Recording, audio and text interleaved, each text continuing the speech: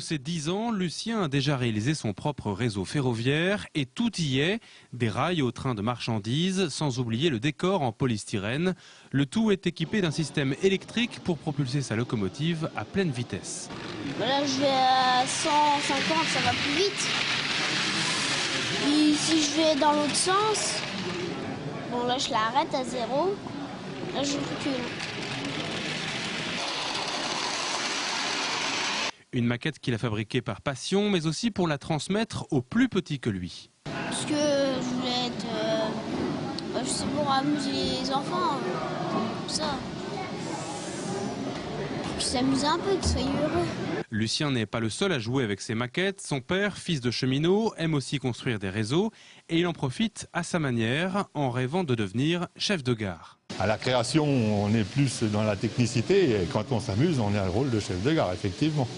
Si Lucien et son père ont imaginé leur réseau, d'autres reproduisent à l'échelle de vrais chemins de fer. C'est le cas d'Arnaud. Il s'est attardé sur l'ancienne gare de Pin des années 50, un site au bois de la ligne Paris-Bâle qu'il a étudié dans les moindres détails.